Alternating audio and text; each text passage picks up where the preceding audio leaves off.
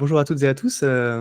Donc, c'est vrai que, bon, même s'il y a eu, enfin, dernièrement, d'ailleurs, on en a un petit peu parlé avec les news côté IA qui peuvent nous inquiéter sur certains sujets, le potentiel du search, bon, qu'il soit à côté SEO ou SIA, il est toujours énorme en termes de business.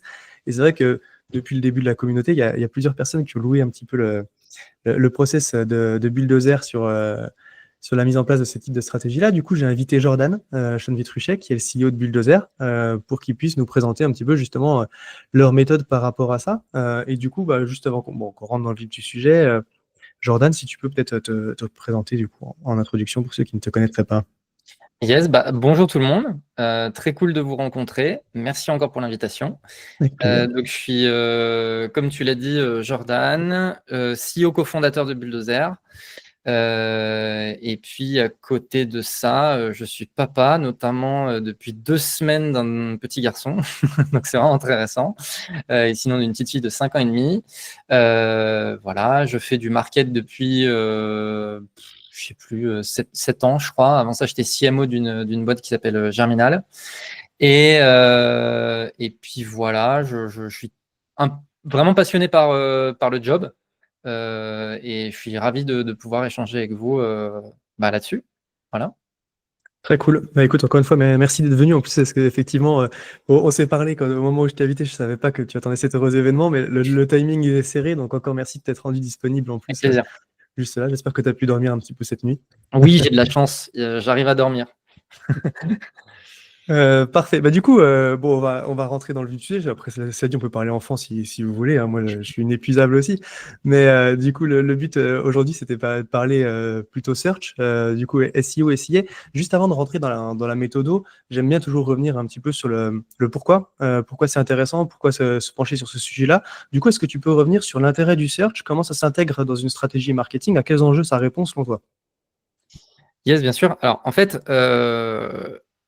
pour moi, le gros sujet concernant le search et pourquoi est-ce que le search c'est intéressant, c'est que, en gros, sur le marketing, moi je distingue la demand gen d'un côté, la demand capture de l'autre. Donc, demand gen, aller générer de la demande, aller générer de l'intérêt. Donc, généralement, c'est via du contenu, etc. Et après, il y a la capture de la demande. Donc, la demande, elle est existante. Et du coup, comment est-ce qu'on fait pour capter cette demande qui est existante, qui est identifiée, qui est intentionnelle, blablabla. En fait, le search, c'est le canal de prédilection pour la demand capture. C'est-à-dire que je cherche une solution pour mon problème. Où est-ce que je vais? Je vais sur Google. Alors, de plus en plus, et tu l'as mentionné, on va sur les LLM, les ChatGPT, etc. Mais pour une très grande majorité de la population, le réflexe, c'est quand même d'aller sur Google et de dire solution perte de poids, de dire voilà, quand on a envie d'avoir le summer body, quoi. Par exemple. Et donc, c'est pour ça que le search, en fait, il est vraiment idéal. C'est que c'est là où on va aller chercher les low-hanging fruits. Donc, malheureusement, c'est pas toujours possible. Parce qu'en fait, parfois, on travaille dans certaines industries où la demande, elle n'est pas clairement identifiée. Et donc, ça demande beaucoup d'investissement, etc., notamment quand on parle de produits plutôt innovants. Mais sur beaucoup d'industries, et sur la plupart des industries, en réalité, il y a toujours des choses à aller chercher, soit de manière directe, soit de manière un petit peu détournée. Et donc, c'est un peu les low-hanging fruits. Moi, je pense qu'il y a aussi un sujet qu'on ne dit pas suffisamment concernant le search, c'est que c'est un super moyen d'affirmer son positionnement. C'est-à-dire, si jamais j'ai un positionnement qui n'est pas clairement identifié, le fait d'être positionné sur un mot-clé spécifique dans une catégorie de produits spécifiques, et en fait, je mets une publicité où je suis numéro 1 en SEO sur cette catégorie de produits, par exemple, c'est un super moyen de me faire identifier comme faisant partie de cette catégorie. Et donc, ça vient réaffirmer un peu un élément de positionnement. Et c'est vrai que parfois, quand on fait de la demand gen, et je vais prendre mon exemple, par exemple avec Bulldozer, bon, ok, très bien, on fait du search, mais on fait aussi de l'outbound, on fait aussi de l'ABM, enfin, on fait plein de choses en fait.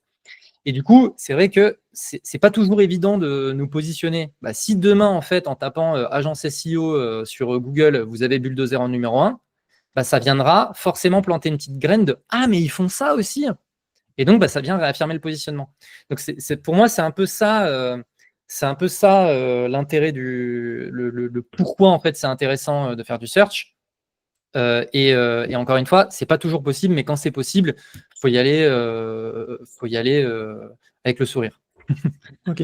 Ouais, c'est marrant cette façon le positionnement comme tu le présentes, parce que c'est vrai que moi j'allais le prendre aussi un petit peu dans l'autre angle. Au final, tu sais, quand on est sur un service un peu innovant où au final le mot-clé n'est pas forcément encore très répandu, très utilisé, où ça peut être aussi intéressant d'aller l'optimiser pour prendre la place, parce que si c'est un secteur qui potentiellement est amené à croître ou à se développer, bah du coup prendre la place tant qu'elle est vide, tu vois. Aussi, Complètement. j'allais dire par exemple, si je le fais de mon côté avec la communauté marketing, là, c'est vrai qu'en fait, si tu regardes les recherches autour de ça aujourd'hui, elles sont plutôt axées sur comment créer une communauté. Mais c'est vrai que dans l'absolu, on voit quand même qu'il y a plusieurs trucs qui développent petit à petit et c'est intéressant d'être positionné tout de suite parce que le secteur potentiellement est amené à développer. Bref, c'est une autre façon que je voyais le positionnement par rapport à ça. Mais du coup, rentrons dans le vif du sujet. Bon, bah, de toute façon, je pense qu'on est quand même tous plus ou moins convaincus de l'intérêt du search. Donc, si on doit reprendre les choses au début, mettons que je sois un SaaS quelconque, je viens de voir pour développer mon trafic. Comment est-ce que tu construis déjà l'étude de mots-clés? Parce qu'au final, c'est un petit peu la base, j'allais dire que ce soit SEO ou SEO. Il y a cet enjeu-là des mots-clés. Comment est-ce que tu priorises les sujets à travailler? Alors, premier point, c'est déjà, il faut être un peu au clair sur les bases de qui est-ce qu'on adresse, c'est quoi nos propositions de valeur, c'est quoi notre ICP, etc. Je ne vais pas rentrer dans les détails parce que je m'adresse quand même à une communauté de marketeurs, donc a priori, ce travail-là, il est fait, il est maîtrisé, voilà. Mais en fait, ce travail-là, pourquoi est-ce qu'il est intéressant? C'est surtout pour commencer à travailler sur les intentions de l'audience. Parce que, encore une fois, SIA et SEO, le vrai gros enjeu, c'est quelles sont les intentions derrière les mots-clés. Parce que des mots-clés, super, on peut les regarder de manière complètement froide, mais quelqu'un qui tape un mot-clé, il a une intention particulière, et du coup, il faut toujours faire ce travail de base pour identifier les intentions de son audience. Dans quelle intention elle est, quel est le problème qu'elle cherche à résoudre, quelle est la solution qu'elle cherche, etc. Ensuite, une fois que ce travail-là il est fait, bah, on va rentrer dans le process un peu classique. Et donc ça, c'est à la fois SI et SEO on va mapper l'ensemble des keywords qui sont associés à notre activité. Et donc là, il y a des outils à disposition, SEMrush, Ahref, peu importe. En fait, vous allez commencer à taper plein de mots-clés qui sont liés à votre activité. Et donc, au travers de ces différents mots-clés, souvent les outils vont vous donner les mots-clés associés, les mots-clés connexes, etc. Et donc, l'idée, c'est de mapper complètement l'ensemble de ces différents mots-clés. Sur ces mots-clés-là, ensuite, on va regarder les volumes de recherche. Est-ce qu'il y a beaucoup de recherches mensuelles ou pas? Et on va analyser, bien évidemment, les intentions derrière la recherche. Parfois, on voit qu'il y a des mots-clés, et donc ça, c'est un peu l'erreur classique, c'est de se concentrer sur les mots-clés sur lesquels il y a beaucoup de volume. Mais en fait, le volume, finalement, il a assez peu d'importance. Ce qui est important, c'est l'intention. Quelqu'un qui cherche, je sais pas, je vais prendre l'exemple de PayFit, quelqu'un qui va chercher logiciel de paie, même s'il n'y a que 10 personnes qui tapent ce mot-clé-là, par exemple, et en fait, je les veux, moi, ces 10 personnes-là. Ces 10 personnes-là, en fait, il faut absolument qu'elles me voient. Par contre, quelqu'un qui cherche template gratuit fiche de paie, bon bah ok, très bien, il y aura potentiellement beaucoup de volume, mais l'intention qui est derrière, elle est moins forte. Et donc derrière, il va falloir trouver des moyens un petit peu détournés pour faire en sorte que la personne, elle vienne considérer un logiciel. Donc le truc, c'est que souvent, on prend le prisme de on regarde le volume, mais non, ce qu'il faut, c'est surtout regarder l'intention qu'il y a derrière. C'est surtout dans cet ordre-là qu'il faut faire. Ensuite, c'est là où je vais commencer à distinguer des éléments concernant le SIA versus le SEO. Côté SIA, moi, ce que je vous recommande, c'est d'investir immédiatement dans les intentions qui sont fortes. Quand on dépense de l'argent, c'est qu'on veut un ROI qui est évident. En fait, je ne veux pas dépenser de l'argent dans le vide ou pour des trucs qui vont se rentabiliser dans 18 mois. Donc, les mots-clés sur lesquels il y a des intentions qui sont fortes et on est capable d'identifier une intention de conversion qui est claire, qui est là, il faut investir dessus. Il faut investir dessus parce que la rentabilité, en fait, elle va se trouver, en fait, ça va être très court terme. Il y a aussi un autre sujet concernant le SIA, c'est que parfois, selon les industries, et je pense par exemple aux industries assurantielles, je ne sais pas si parmi vous, il y en a qui travaillent dans le secteur de l'assurance, ou voilà, mais dans l'assurance, c'est la guerre côté SEO. les mots-clés pour se positionner, c'est très très compliqué, etc. Et donc le SIA, en fait, c'est un super moyen aussi de venir court-circuiter les personnes qui ont beaucoup investi en SEO. Parce qu'en fait, venir se positionner en SEO, ça va demander énormément d'investissement en contenu, en temps, en ressources, en backlink, etc., etc. Et donc, en fait, le SIA, c'est quand même le meilleur moyen de venir court-circuiter les efforts des autres. Donc, c'est pour ça que sur les mots-clés sur lesquels il y a des intentions de conversion qui sont fortes, autant en profiter, en fait, investissons du SIA, venons chercher les low-hanging fruits tout de suite. Et vu que de toute façon, on ne paye que si on a des impressions, c'est-à-dire que si personne ne tape le mot-clé sur lequel je suis positionné, je ne vais pas dépenser d'argent, autant en profiter. Je veux dire, c'est vraiment un investissement qui est très, très peu risqué. Côté SEO, en revanche, la stratégie, c'est plutôt de capitaliser sur ce que j'appelle les golden keywords. Les golden keywords, c'est quoi? C'est des mots-clés sur lesquels il y a très peu de compétition et sur lesquels il y a, pareil, des intentions qui sont fortes. Donc, SIA, si jamais on voit qu'il y a une compétition forte et des intentions fortes, on investit de l'argent. En revanche, si on voit qu'il y a très très peu de compétition et des intentions qui sont fortes, là, on investit en SEO. Pourquoi? Parce que souvent, on dit « Ah oui, le SEO, ça prend du temps, machin truc. » Mais si en fait, vous voyez un mot-clé sur lequel il y a 10 requêtes par mois et qu'il n'y a aucun concurrent, encore une fois, moi, ces 10 personnes, je les veux en fait. Et donc, souvent, c'est assez rapide de venir prendre des positions sur ces requêtes-là. Nous, généralement, en moins de 3 mois, on est capable de le faire. Et du coup, c'est pour ça qu'on les appelle les golden keywords. C'est parce que c'est tout de suite des mots-clés qui vont permettre de rassurer aussi sur l'investissement SEO et encore une fois, d'affirmer le positionnement, etc. Donc, d'un point de vue process, voilà comment on travaille. Et pour finir aussi sur la partie SEO, mais on aura l'occasion d'en reparler, j'imagine, mais après, il y a tout un travail de contenu, évidemment, à faire. Et donc, le fait de mapper les intentions, de mapper les keywords, etc., ça permet aussi de commencer à identifier le type de contenu qu'on pourrait produire. Voilà. Ok.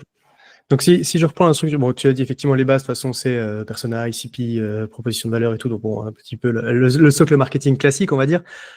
Derrière, tu mappes l'ensemble des mots-clés, donc ça, c'est analyse concurrentielle, tout ce qui est un peu lié à son offre, verbatim client, ce qu'on peut trouver, bon, j'allais dire un peu à droite à gauche, et aussi du coup avec les outils que tu as cités. Tu as parlé d'Ahrefs et SEMrush qui sont payants, il y a aussi potentiellement ne serait-ce que le Keyword Planner de Google qui est en gratuit, qui permet de fouiller un petit peu. Tu check volume et intention derrière les mots-clés. L'intention de recherche, tu fais quoi? Tu tapes dans la SERP et puis tu regardes ce qui sort? Exactement. Ouais, okay. Exactement. En fait, souvent, je prends un peu l'exemple de quelqu'un qui va chercher acheter basket Nike sur Google. Il ne veut pas un article de blog. Il veut une page produit d'une basket Nike. Ouais. Et donc, en fait, ce que j'entends par intention, c'est la personne qui tape ce mot-clé-là, elle s'attend à quoi en termes de résultats? Est-ce que c'est une page produit? Est-ce que c'est un article de blog? Est-ce que c'est une landing page? Est-ce que c'est, j'en sais rien, un template à télécharger? C'est ça. Et donc, le mieux à faire, c'est taper le mot-clé, voir ce qui ressort. Et du coup, créer le même type de contenu que ce qui ressort. Ok. Et du coup, tu as dit, donc effectivement, il faut jongler entre l'intention et le volume, parce qu'après tout, tu peux avoir des gros volumes, mais un trafic qui ne sera pas du tout pertinent par rapport à ton offre. Vous avez une matrice pour prioriser, je veux dire, est-ce que c'est gut feeling, ou alors est-ce que vous avez, tu vois, je sais que moi j'ai un tableau Excel avec une formule un petit peu prédéfinie où je pondère effectivement volume, intention, machin, pour essayer d'arriver à un truc priorisé et qu'après. Ouais, on fait exactement la même chose. Okay. On fait un Airtable. Ouais. Et en fait, effectivement, on va regarder volume, intention et compétition. C'est globalement un peu les trois gros éléments. Et ça va donner un score aux keywords et aux contenus à produire. Et ensuite, on va ranker, on va classer du coup les mots-clés en fonction de ce score-là. Ok, pour avoir effectivement le plus de retour avec le moins d'efforts, quoi. On va dire. De toute façon, exactement. C'est un petit peu la même chose, ouais. C'est exactement ça, ouais. Ok, très cool. Donc, tu l'as dit, d'ailleurs, tu as pris l'exemple avec ta basket Nike, et puis au final, j'allais dire, bon, on en parlait aussi tous les deux quand on a préparé un petit peu le sujet, mais ce travail sur les intentions de recherche, il va te permettre aussi d'identifier un petit peu quel est le bon contenu à produire, parce que l'erreur un petit peu traditionnelle, c'est vrai que tu as plein de boîtes, quand on pense SEO, on pense blog. Sauf qu'en fait, ça peut être une page produit par rapport. L'idée, c'est plutôt de produire le bon contenu pour répondre à l'intention de l'utilisateur et aux besoins, et pas forcément que du blog. J'allais dire, est-ce que tu peux un petit peu t'aider Mais complètement, ça c'est vraiment un point qui est important. C'est vrai que nous, typiquement avec nos clients, enfin moi quand je parle aux prospects de sujets SEO, il y en a beaucoup qui, quand je leur parle de contenu, on pense article de blog immédiatement. Mais en fait, il s'avère que sur certaines intentions, faire une landing page, c'est beaucoup plus intéressant. Sur certaines intentions, optimiser sa home page, c'est beaucoup plus intéressant. La home page, c'est une page à optimiser en SEO, et ça, il y a beaucoup qui l'oublient en fait. Et donc, c'est pour ça que maintenant, moi, j'évite de parler de contenu et je préfère parler de page. En fait, je dis, en fait, l'idée, c'est de trouver la bonne page à créer. Et cette page, ça peut être un article de blog, ça peut être une landing page, ça peut être une page produit, ça peut être peu importe en fait. Mais quand on parle de contenu, en fait, on parle vraiment de l'ensemble des contenus qui peuvent être produits. C'est marrant parce que quand tu parles de la homepage, tu vois, c'est vraiment toujours un vrai sujet parce que je trouve que, en fait, faut trouver l'équilibre entre l'optimisation SEO et puis en fait les enjeux de copywriting où tu as envie un petit peu du coup de mettre en avant tes messages, enfin les messages dans la façon que tu penses qu'ils vont être percutants pour écrire, qui collent pas toujours avec les objectifs SEO que tu peux avoir, quoi. Alors, c'est marrant que tu dis ça parce que souvent, en fait, je prends l'image de. D'ailleurs, j'aimerais bien pouvoir en faire un post LinkedIn, mais j'ai pas suffisamment d'exemples et du coup, aujourd'hui, j'arrive pas à trouver le bon truc. Mais en fait, je trouve qu'en marketing, il y a souvent des choses qui sont un peu opposées et tout l'enjeu de notre travail, c'est d'arriver à positionner le curseur correctement entre deux sujets. Et donc, l'exemple que tu mentionnes, c'est un exemple que je donne systématiquement, c'est-à-dire que on a la brand d'un côté et on a le SEO de l'autre.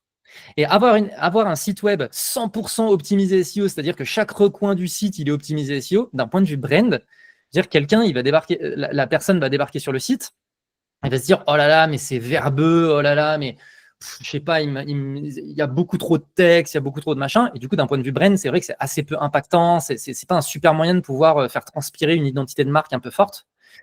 À l'inverse, avoir un site web hyper minimaliste, plein d'animations, très peu de texte, machin truc, c'est super pour affirmer une brand. Mais par contre, d'un point de vue SEO, c'est zéro. Et du coup, tout l'enjeu, c'est d'arriver à positionner le curseur correctement entre est-ce que je vais plutôt sur la partie SEO, est-ce que je vais plutôt sur la partie brand. Et donc, de la même manière que un des challenges, encore une fois, en SEO, c'est de trouver le bon équilibre entre du volume et de la concurrence, des intentions, etc. Là, en fait, c'est un peu le même genre d'équilibre qu'il faut trouver. Donc, je suis 100% d'accord. Ouais, effectivement, c'est un équilibre difficile à trouver. Bon, de toute façon, il y a plein de sujets sur lesquels on jongle un petit peu sur le fil quand on est marketeur. En voilà un qui est pas mal, quoi. Et c'est vrai que sur les contenus dont tu as parlé, moi, il y avait un exemple que j'aime bien aussi sur les contenus à créer. Bon, pour le coup, on voit différents formats entre landing page ou blog sur la façon dont le traiter. Mais j'avais fait un épisode d'ailleurs avec le CEO d'Abyssal et c'est chez Crisp aussi qui font ça bien. C'est toutes les pages alternatives. Oui. Par exemple, tu vois, quand on a des concurrents qui sont très bien installés, quand on parle de low-hanging fruit, des fois, c'est effectivement peu de volume, mais c'est des gens qui sont soit en train de comparer des logiciels, soit qui sont déçus d'un logiciel et qui vont chercher une alternative A. Et toutes ces pages-là, je les trouve aussi super intéressantes à voir. Enfin, bon, bref, ouais, c'est un autre exemple de contenu, quoi.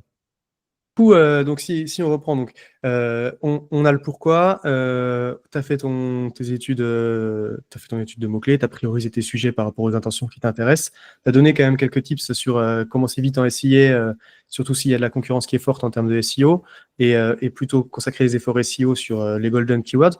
Donc, au final, c'est deux façons différentes, le SIA et le SEO, c'est un peu des canaux de distribution, quoi. Je veux dire, c'est deux façons différentes de toucher d'amener son contenu devant les yeux des prospects qui le recherchent, quoi.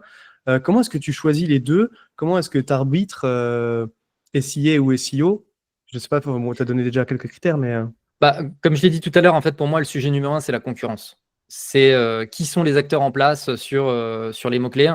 C'est-à-dire que si on est sur un secteur extrêmement concurrentiel d'un point de vue SEO, on a des gens qui investissent énormément d'argent sur du backlink, qui ont une machine à créer du contenu, qui postent 10 contenus par jour, etc. Et que nous, on est une équipe de 2 personnes et qu'on n'a pas du tout les moyens. Voilà. En fait, le plus simple, c'est de court-circuiter et de faire du SIA. Alors, bien évidemment que généralement, quand on est dans des secteurs extrêmement concurrentiels comme je viens de les décrire, il y en a d'autres qui ont eu l'idée de court-circuiter en faisant du SIA et du coup, les coûts ils vont aussi être élevés. Donc voilà, de toute façon, à la fin, rien n'est parfait, Mais c'est vrai que si jamais on observe des moyens de... Enfin, c'est pour ça que j'utilise l'expression court-circuiter. C'est pas pour rien, en fait. C'est que parfois, on se retrouve dans des situations où on se dit, mince, si jamais j'investis dans le SEO sur ce truc-là, alors qu'il y a beaucoup d'intentions, etc., en fait, ça va me prendre 6 mois, 12 mois. Ah, mais qu'est-ce que je vais faire en attendant? Ah, mais est-ce qu'il n'y aurait pas moyen de court-circuiter le truc? Ben si, en fait, c'est de faire du SIA. Donc souvent, c'est un peu ça, c'est souvent comme ça qu'il faut raisonner. À la fin, c'est un enjeu de coût et de rentabilité. Hein. Ouais. C'est que ça. Hein. J'allais dire, parce que de la façon dont tu présentes aussi, potentiellement, c'est que ça peut être aussi une espèce de vase communicant. Du coup, le SIA, c'est un accélérateur pour aller se positionner tout de suite, en attendant que le SEO peut-être porte ses fruits sur Exactement. certains sujets, quoi. Exactement. Ok. Exactement. Et alors, pour le coup, je vais sortir un petit peu de ce que j'avais prévu de te poser, mais comment est-ce que tu gères la compétition entre les deux? Potentiellement, tu vois, c'est quand tu arbitres sur ces mots-clés-là, bah, potentiellement, effectivement, le SIA, bon, bah, ça permet de court-circuiter. D'un autre côté, ça peut venir aussi piquer du trafic que tu aurais pu choper en SEO, et du coup, tu fais double coup. Ouais. Alors, ça, il y a débat. Pardon, Franchement, moi, moi, je vais donner mon avis, Ouais, mais souvent, en fait, j'ai souvent ce genre de questions.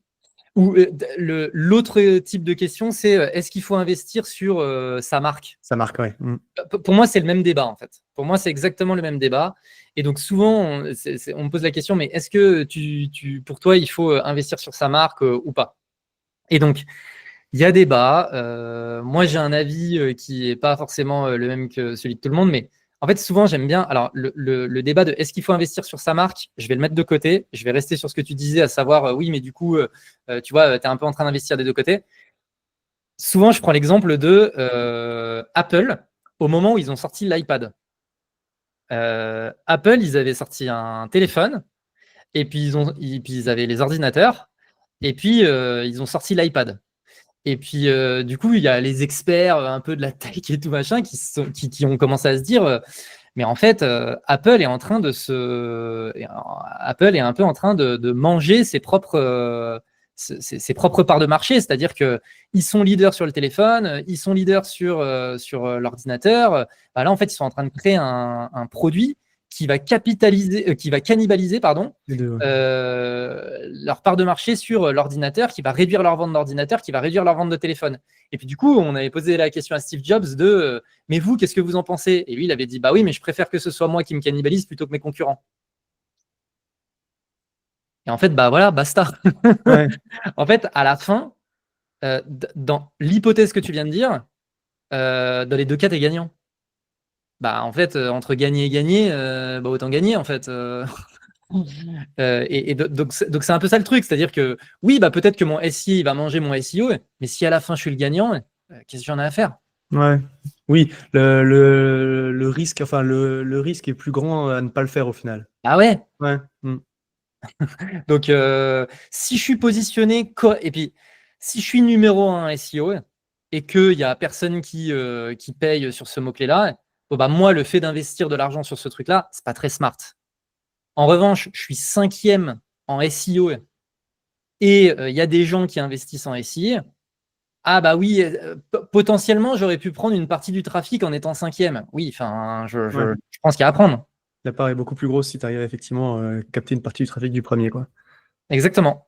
Ok, très cool. Du coup, on s'est placé un petit peu dans la situation de comment on commence. Enfin, si on part de zéro depuis le début, si, mettons que du coup, moi j'ai un site qui existe depuis un moment, je dois en faire un peu l'audit. Qu'est-ce que je vais aller chercher qu'est-ce que tu vas aller chercher en termes de quick win pour améliorer les perfs côté SIA et côté SEO? Alors, en SIA, le quick win que tout le monde oublie, c'est la landing page. En fait, nous, on remarque un truc, et ça vaut pour le SIA, mais ça vaut aussi pour les social ads, hein, pour info. Mhm. Quand on a exactement le même type de copywriting sur sa publicité que sur sa landing page, ça vient augmenter le taux de conversion global du funnel. Ok. Et c'est vraiment un truc tout bête. Hein. C'est-à-dire que vous faites une pub, vous dites le produit le meilleur sur telle catégorie, La personne, elle clique sur la pub, elle arrive sur une page où le H1, c'est le meilleur produit sur telle catégorie, donc exactement le même truc. Le taux de conversion de la landing page est plus fort qu'en mettant une autre phrase. Donc, à la fin, quand on fait du SIA, souvent, on a un peu la flemme parce qu'on est positionné sur plein de keywords. Et donc, on se dit, oui, je ne vais pas commencer à faire des landing pages par keywords. Donc, pour ça, aujourd'hui, en fait, il y a des outils qui existent pour s'assurer que, en fait, notre H1, il va utiliser en variable le keyword sur lequel on est positionné. Je Dynamique. peux mentionner Lender Magic qui permet de faire ça. Webflow a maintenant un outil natif qui permet aussi de pouvoir le faire. Mais un super moyen d'augmenter la performance globale de ces ads, c'est d'avoir une landing page qui correspond à son SIA, à sa publicité. Donc ça, voilà, ça c'est vraiment un truc, gardez-le en tête, parce que c'est vraiment performant. Donc ça, c'est côté SIA. Et en SEO, le quick win, souvent, c'est de concentrer les efforts sur les mots-clés sur lesquels on est déjà positionné, mais sur lesquels on est positionné entre la 4e et la 10e position. En fait, souvent, et c'est assez naturel en réalité, hein, on va regarder tous les mots-clés sur lesquels on est positionné. Alors, bien évidemment, ça nécessite d'être déjà positionné sur des mots-clés, mais on va regarder tous les mots-clés sur lesquels on est positionné.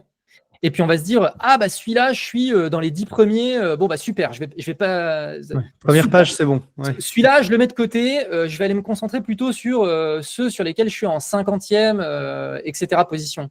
Oui, mais en fait, il y a une vraie différence entre faire partie des 3 premiers résultats et faire partie du 4e jusqu'au 10e résultat. Et le truc, c'est que 80% des clics, je ne sais plus les chiffres exacts, mais je crois que c'est à peu près ça. Hein. 80% des clics sur Google se font sur les 3 premiers résultats. Bon, bah, en fait, si je suis 5e, je ne suis pas très loin du but, mais je suis à côté de la plaque. Donc, le vrai hack, en fait, en SEO, c'est de regarder les mots-clés sur lesquels je suis positionné entre la 4e et la 10e position et de faire les efforts qui me permettent de passer de la première à la 3e. Et en fait, là, on est vraiment sur le quick win, en fait. Souvent, il n'y a pas grand-chose à changer. C'est réoptimiser la structure de ma page avec le H1, les H2, etc. C'est réajuster des mots-clés, réajuster en fonction des intentions. Donc ça, il faut vraiment le faire. Et après, un autre élément, surtout quand on a un peu d'historique, c'est investir dans les backlinks. Ça aussi, souvent, c'est un truc qui est un peu mis de côté. Et le backlink, on l'envisage souvent comme ah oui, mais en fait, c'est un truc un peu compliqué, il faut aller négocier des trucs, et puis en fait, il va falloir trouver des acteurs avec qui faire des partages de liens, des machins. Oui, il y a des plateformes qui vendent des backlinks, elles sont hyper performantes, et en fait, c'est des budgets qui sont quand même relativement raisonnables.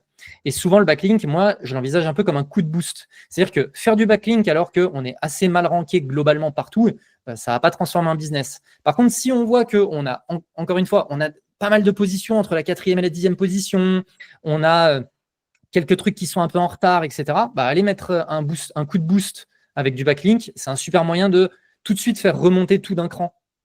Donc voilà. Ok, super intéressant. Bon, bah écoute, ça fait une liste de choses à checker pour voir si on est carré sur les perfs. J'avais pour finir, avant qu'on ouvre du coup sur la discussion, est-ce que vous avez un petit peu changé votre approche du sujet depuis 6 mois, 1 an, suite aux évolutions qui sont liées à l'IA? Alors déjà, ça bouge beaucoup, ça bouge tout le temps. Ce que je vais dire aujourd'hui, ça sera différent demain. Donc moi, je vais vous donner ce qu'on observe aujourd'hui, sachant que moi, j'ai une prise de position qui est assez assumée, qui est, je suis complètement OK de ne pas être un early adopter, notamment sur les sujets d'IA, parce que être early adopter d'un truc, ça veut dire être, particulièrement dans les sujets IA qui changent non-stop, c'est être constamment dans le FOMO et en fait être constamment obsolète. Donc moi, au lieu de me battre à essayer d'être à la pointe de ce truc-là, sachant que ça va durer qu'une semaine, j'accepte complètement le fait d'être obsolète, voir un petit peu quand les choses elles commencent à se poser, et à ce moment-là, vraiment investir du temps, sachant que j'ai évidemment un œil sur le sujet, parce que c'est mon métier. Mais là, franchement, sur la dernière année, on a vu énormément de gens s'investir corps et âme sur des sujets qui, en fait, à développer des nouvelles technos, des machins, des bidules, sur des trucs, en fait, ça ne marche plus. Donc, nous, on observe, on fait des petits tests, mais on ne va pas non plus foncer tête baissée dans le truc. Donc, moi, ce que je peux dire, c'est des tests qu'on a été en mesure de faire.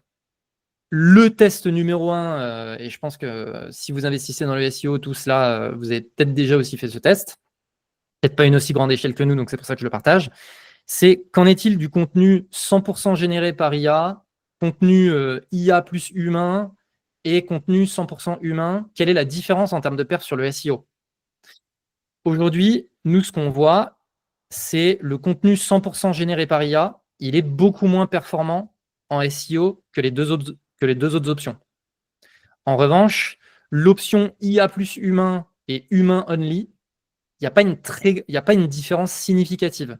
Il y a une petite différence, mais on considère qu'elle n'est pas significative. Et du coup, nous, aujourd'hui, ce qu'on préconise, c'est d'adopter, d'avoir des process où l'IA va venir aider sur structurer l'information, même pour récolter de l'information, etc. Par contre, il faut que ce soit utilisé pour le squelette du contenu, mais à la fin, la rédaction du contenu, il va falloir que ce soit un humain. Et aujourd'hui, on voit vraiment que d'un point de vue ROI, c'est ça le plus efficace. Parce que du coup, d'un point de vue coût, ça réduit quand même un peu les coûts, ça vient réduire un petit peu les temps de production. Et après, par contre, ça n'a pas une différence significative en termes de performance par rapport à un contenu 100% généré par l'humain.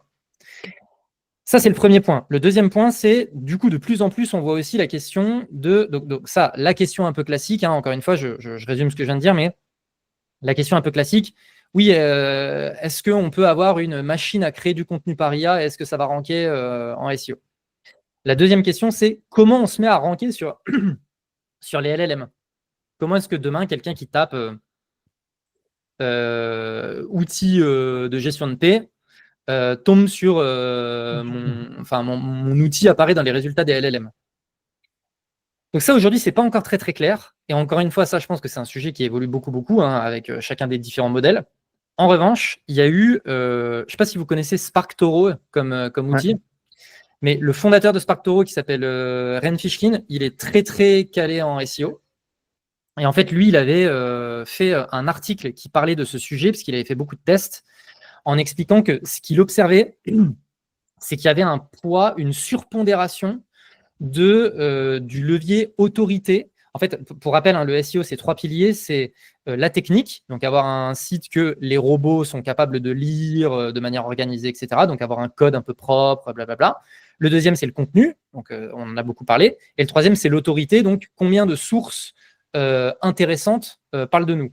Et donc lui, en fait, ce qu'il avait observé, c'est qu'il y avait une surpondération, a priori, du levier d'autorité dans le fait d'apparaître dans les LLM.